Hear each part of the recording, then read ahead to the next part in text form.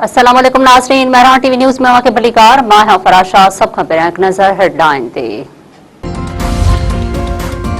बलूचिस्तान जी ज़ियारत वारे इलाइक़े में पुलिस चौकीअ ते हथियारबंदनि जो हमिलो, फायरिंग जी ॾे वठ में 9 पुलिस अहलकार शहीद, 5 पुलिस अहलकारनि खे हथियारबंद अगवा करे विया।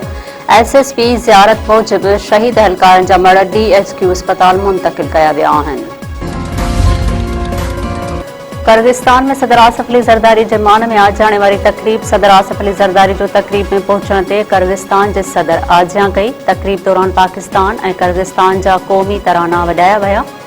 आसिफ अली ज़रदारी के किर्गिस्तान जे फ़ौजी दस्ते तरफ़ां गार्ड ऑफ ऑनर पेश, वफ़दनि जो हिक ॿिए सां तारुफ़ करायो वियो। ईरान जे शहर क़ुम में शहीद सुप्रीम लीडर आयतुल्लाह ख़ामनई जे जनाज़े नमाज़ अदा, लखे माण्हुनि जी शिरकत। मड़ सुभाणे इराक लियो वेंदो। तेहरान में भी शहीद सुप्रीम लीडर ऐं संदसि घर भातियुनि जे जनाज़े नमाज़ अदा कई वई हुई। शहीद आयतुल्लाह ख़ामनई तदफ़ीन 9 जुलाई ते मशहद में थींदी। तलहार में आबादगारनि जो पाणी खोट ख़िलाफ़ एहतिजाजी मुज़ाहिरो ऐं धरणो। मीरवा कैनाल जे पुछड़ीअ जा आबादगार हैदराबाद बदीन रोड ते धरणो हणी वेही रहिया। एहतिजाज सबब हैदराबाद बदीन मिठी ऐं ॿियनि शहरनि ॾांहुं ईंदड़ वेंदड़ ट्रैफ़िक बि मुअत्तिल। आबादगारनि जो चवणु आहे त सारियुनि जी पोखीअ जी मुंद शुरू थींदे ई पाणीअ जी अथर खोट पैदा थी वई आहे।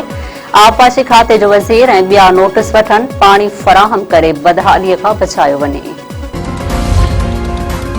खानपुर महर वेझो वाटर कोर्स में 2 मासूम नींगरियूं ॿुॾी फोत। ॻोठ इस्माइल पिताफ़ीअ में घर भरिसां वाटर कोर्स में किरी 10 साला अजवा ऐं 8 साला सुबियाणी पिताफ़ी ॿुॾी फोत थी वयूं आहिनि। नींगरियुनि जा लाश अस्पताल मां ज़रूरी कार्रवाई बाद वारसनि हवाले।